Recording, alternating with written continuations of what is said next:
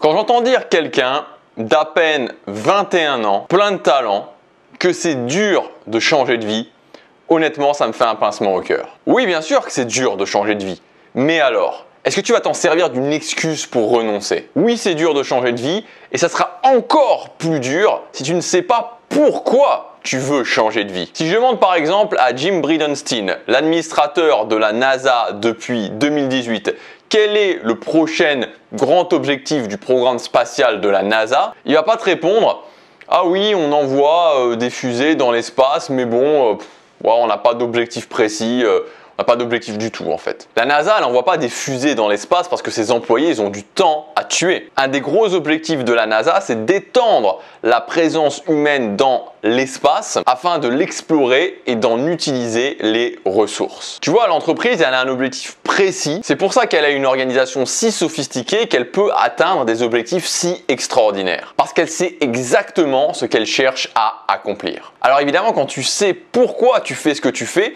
ça devient plus simple, même si évidemment ça demande une énergie très importante pour l'accomplir. C'est pour ça par exemple que les fusées, elles ont des énormes réservoirs de carburant, des énormes réservoirs d'énergie pour le décollage, pour leur permettre de sortir de l'attraction terrestre qui ensuite se détache une fois qu'elles sont sorties de l'atmosphère. Alors peut-être qu'aujourd'hui tu en as marre de certains aspects de ta vie, tu en as marre peut-être même de ta vie en général, tu prends pas vraiment de plaisir à ce que tu fais, tu sais même pas vraiment pourquoi ce que tu fais n'a pas vraiment de sens pour toi. Peut-être que tu as déjà ressenti l'envie de changer, peut-être que tu t'es même fixé des objectifs, peut-être que tu t'es même déjà dit ok, j'en ai marre de cet aspect-là, j'en ai marre de cet aspect-là, il faut que ça change, je vais le faire, je vais changer, je vais atteindre des objectifs que je me suis fixés, je vais changer profondément ma vie parce que ça ne peut plus durer. Et peut-être que au final, rien n'a vraiment changé. Alors je te comprends parce que moi je suis passé par là plusieurs fois dans ma vie. Tu as juste besoin d'un petit coup de pouce parce que si moi j'ai changé, tu peux changer, tu peux largement faire bien mieux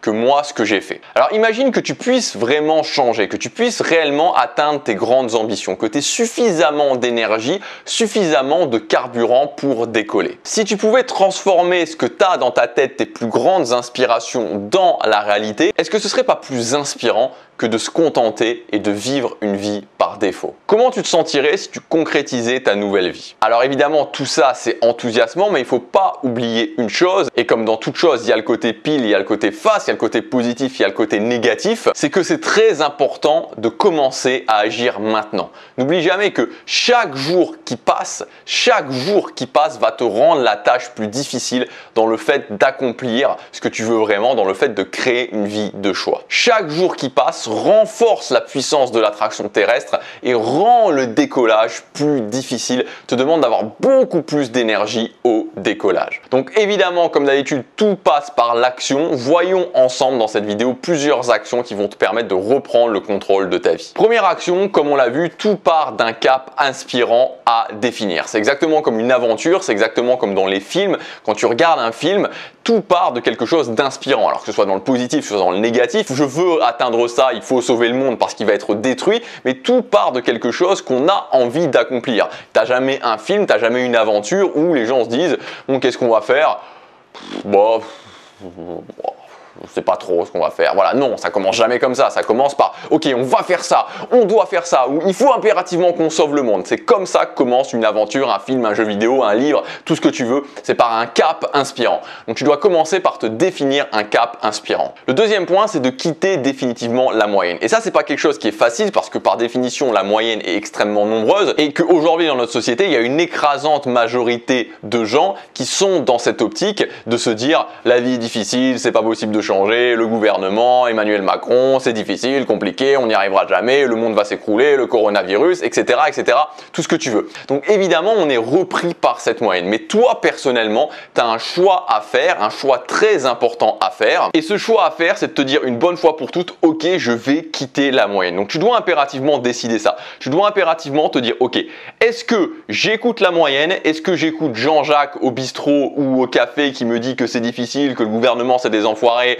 que c'est compliqué d'avoir un boulot, que c'est compliqué de gagner de l'argent, que les riches c'est tous des pourris et tout ce genre de choses, tout ce discours que tu connais sûrement par cœur. Est-ce que je pense que c'est Jean-Jacques qui a raison ou est-ce que je pense que les gens qui ont déjà réussi, les gens qui ont déjà atteint des choses peuvent m'aider, que ces gens-là disent la vérité? C'est pas possible de penser un petit peu comme Jean-Jacques, un petit peu comme les gens qui ont réussi. C'est pas possible de penser un petit peu comme les 97% qui échouent et un petit peu comme les 3% qui réussissent. C'est soit je pense comme Jean-Jacques, soit je pense comme les 3% qui réussissent. Donc je dois faire ce choix. C'est pas bien, c'est pas mal. Encore une fois, je suis pas là pour distribuer les bons points. Il y a des gens qui sont bien, il y a des gens qui sont mal. Ceux qui réussissent pas, c'est pas des bonnes personnes. Ceux qui réussissent, c'est des bonnes personnes. Ça n'a rien à voir avec ça. C'est pas une question de morale, c'est pas une question de bons points, de c'est bien ou c'est mal. C'est une question de qu'est-ce que je veux pour ma vie. Si tu veux réussir dans ta vie, il faut que tu laisses tomber la pensée moyenne. Troisième point, tu vas ressentir beaucoup de pression. C'est-à-dire que l'idée selon laquelle on pourrait atteindre ce qu'on veut, on pourrait atteindre ses objectifs, on pourrait faire des grandes choses dans sa vie sans trop se mettre la pression, sans qu'il y ait trop de difficultés, sans qu'il y ait trop d'inconfort, ça n'existe pas. Et tu sais, il y a toute une philosophie de personnes qui disent oui, il y a des gens qui sont dans une optique sacrificielle, oui, il y a des gens qui pensent qu'il faut souffrir pour réussir, oui, il y a des gens qui pensent qu'il faut impérativement que ce soit difficile. C'est pas une question de penser qu'il faut impérativement que ce soit difficile. Moi, j'aimerais parfaitement pouvoir me muscler en mangeant du McDonald's tous les jours, en allant à la salle de musculation une fois tous les 6 mois. J'adorerais faire ça, honnêtement, j'adorerais faire ça. J'adorerais pouvoir apprendre le coréen en travaillant mon coréen une fois tous les 3 ans. Oui, ça serait sympa, sauf qu'on le sait très bien, ça se passe pas comme ça. C'est pas la question d'être dans une optique sacrificielle, c'est la question que si tu veux atteindre des choses qui sont importantes pour toi, par définition, ça a de la valeur, par définition, tout ce qui a de la valeur est rare, et donc par définition, il va falloir faire des choses que les autres ne font pas pour y arriver. Il va falloir sortir de sa zone de confort et donc il va falloir te mettre la pression. Ce n'est pas possible de réussir sans se mettre la pression. Donc ça ne veut pas dire que dès demain tu vas devoir mettre une pression incroyable qui va te briser mentalement, mais ça veut dire que petit à petit tu dois te mettre dans la tête qu'il va falloir se mettre un petit peu plus de pression, jusqu'à temps que tu arrives à la gérer et un petit peu plus de pression, etc., etc. pour atteindre tes objectifs. 4. Devenir ultra régulier. Là encore une fois, c'est pareil, il y a plein de gens qui ont théorisé le fait qu'on pouvait réussir sans être régulier, tout comme le fait qu'on peut réussir à maigrir en mangeant des Big Mac. C'est un petit peu la même chose. Non, ça ne fonctionne pas. Si tu veux réussir, tu veux faire n'importe quelle activité, que tu veuilles apprendre la guitare, que tu veuilles apprendre le saxophone, que tu veuilles apprendre une langue, que tu veuilles monter un business en ligne, que tu veuilles te muscler, que tu veuilles maigrir, que tu veux je ne sais quoi, il va falloir que tu sois régulier. Être régulier, c'est quoi? C'est pas un dogme, c'est pas une idée qui fait que voilà, je veux être régulier parce que j'aime bien être régulier. Simplement le fait que n'importe quelle chose que tu veux avoir, c'est des compétences et pour développer les compétences, il faut le faire régulièrement, il faut le faire tous les jours. Donc c'est une super compétence, le fait d'être régulier, c'est vraiment une super compétence du succès. Si aujourd'hui tu veux changer ta vie, tu n'as aucune idée de comment faire, tu sais pas, tu stagnes, bref, et tu veux faire quelque chose de concret, développe ta capacité à être régulier. Si tu deviens régulier, tu auras une compétence que très peu de gens ont. 5e point, sortir du double mode. Alors attention, là c'est un gros dossier parce que c'est un mode, ça rejoint un petit peu l'idée de la moyenne, mais c'est un petit peu différent parce que c'est beaucoup plus orienté sur nous-mêmes. Le double mode, qu'est-ce que c'est? C'est un mode extrêmement pervers, un mode de vie très pervers qui s'est installé comme une réalité et comme une sorte de mode de vie par défaut dans toute la société et tout le monde quasiment vit par ce mode-là. Ce double mode, c'est quoi? C'est tout simplement journée, soirée, semaine, week-end, travail, vacances, vie professionnelle, retraite. Donc en clair, ce double mode, c'est l'idée selon laquelle on doit faire un maximum de temps quelque chose qu'on n'aime pas vraiment, qui n'a pas vraiment de sens pour nous ou que quasiment on déteste, et ensuite un minimum de temps pouvoir enfin profiter et faire les choses qu'on aime. Et en général, le fait de profiter, ça passe surtout par le fait d'oublier qu'on fait un maximum du temps quelque chose qu'on n'aime pas. Donc la journée, je fais quelque chose que j'aime pas, le soir, je me détends, la semaine, je fais quelque chose que j'aime pas, le week-end, je profite. Pendant toute l'année, je fais quelque chose que j'aime pas, les vacances, je me détends. Pendant toute ma vie professionnelle, je fais quelque chose que j'aime pas, la retraite enfin. Je profite. Évidemment, ça ne fonctionne pas, évidemment, c'est une illusion, et en plus d'être une illusion, parce qu'on sait très bien qu'on arrive à 65 ans à la retraite et qu'on fait plus rien, on s'ennuie et il n'y a plus de but dans notre vie, donc c'est quelque chose qui ne fonctionne pas. Mais en plus d'être une illusion, c'est quelque chose d'extrêmement pervers parce que ça empêche de faire ce qu'on veut vraiment faire dans notre vie. Parce qu'en fait, la difficulté, c'est que quand on part de cette base du double mode, et on part tous de cette base du double mode parce que c'est ce qu'on nous a enseigné depuis qu'on était tout petit, que c'est ce qu'il fallait faire.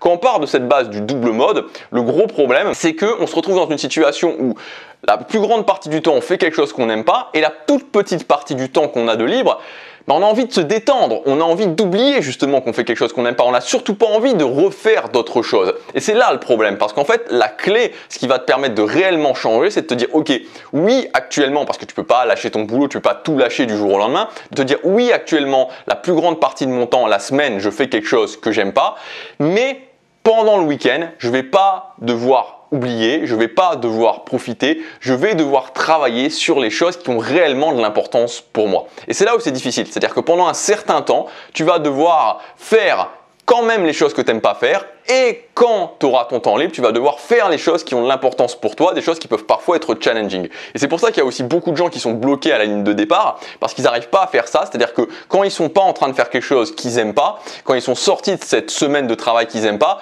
ils disent non, j'ai pas envie de travailler, j'ai pas envie de faire d'autres choses, j'ai juste envie d'oublier, j'ai juste envie de profiter. Et donc du coup, ils sont bloqués parce que leur énergie principale, leur temps, passe entre le fait de faire quelque chose que j'aime pas et le fait d'oublier. Faire quelque chose que j'aime pas, oublier. Donc il faut impérativement se dire ok, je vais commencer à exploiter le temps que j'ai de libre pour faire des choses qui ont de l'importance pour moi, et petit à petit, je vais pouvoir éliminer les choses que je n'aime pas faire, les choses qui n'ont pas d'importance pour moi, comme par exemple le boulot. Moi aujourd'hui, dans ma vie, j'ai quasiment plus d'obligations que j'aime pas. Je fais plus de choses, en fait, je sais même pas que j'ai pas, c'est que je fais plus de choses qui n'ont pas de sens pour moi. Ça m'a pris 5 ans à faire, donc c'est pas finalement si long que ça, mais j'ai plus ce genre de choses. Alors attention, ça veut pas dire que j'ai aucun problème, que tout va bien, que tout se passe très bien, que je suis en robe blanche, en train de jouer de la harpe et en train de manger du raisin. Non, ça veut pas dire ça. Ça veut dire tout simplement que, ok, oui j'ai des challenges, oui j'ai des objectifs, oui c'est pas facile tous les jours, oui il y a de la pression, mais j'ai choisi ces choses-là. Ces choses-là ont de l'importance pour moi. 6e point, extrêmement précis, quand vous fixez un cap et ensuite un objectif, ayez des étapes toutes les 30 jours. Donc tous les 30 jours, faites un bilan, dites-vous ok, est-ce que j'ai fait ce que je devais faire?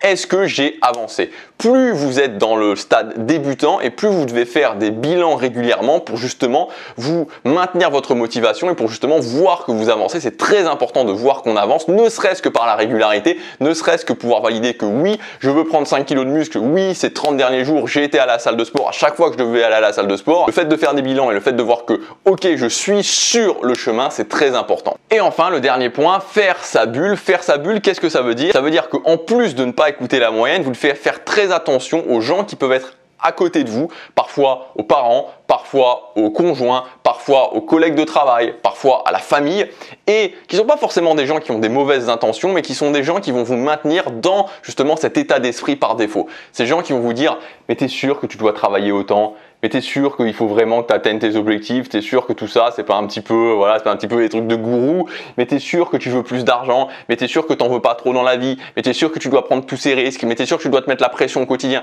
Toutes ces choses qui viennent vous faire douter, qui rajoutent du doute au doute, qui rajoutent de la difficulté à la difficulté, et on n'en a pas besoin quand on démarre, on n'en a pas besoin quand on se lance. Donc, parfois c'est un petit peu compliqué, mais il faut aussi accepter de mettre un petit peu de distance avec ces gens-là, et encore une fois, c'est pas des gens, vous savez, les gens qui peuvent vous mettre le plus de doutes, c'est pas le hater, c'est pas le gros hater gras et méchant qui va arriver sur internet en vous mettant un commentaire du style oh, c'est vraiment n'importe quoi ce que tu racontes, ou alors ah, t'as vraiment l'air d'un con, ou ce genre de choses. Bon, ça fait pas plaisir, mais c'est pas ça le plus dangereux. Le plus dangereux, c'est la personne qui est proche de vous et qui souvent vous veut du bien, mais qui va vous dire attention, fais attention à toi, ou qui va être inquiet pour vous, ou qui va alimenter des peurs. Ça, c'est vraiment dangereux. Donc ces gens-là qui vous maintiennent dans la vie par défaut, même si c'est pas facile, en tout cas au démarrage, il faut faire un petit peu sa bulle, il faut laisser un petit peu de côté ces gens-là, se mettre avec des gens, et même si parfois c'est que sur internet, des gens qui justement vous inspirent, des gens qui vont vous permettre d'avancer vers vos objectifs. Voilà, j'espère que ces clés vous auront aidé pour changer concrètement. Si vous voulez aller plus loin, une action à prendre dès maintenant, j'ai mis en ligne une formation qui est une formation totalement gratuite. Ça s'appelle Changer sa vie en 30 minutes par jour avec les routines matinales. Donc c'est pas une routine matinale du type Adele Rod, Miracle Morning, on médite, etc.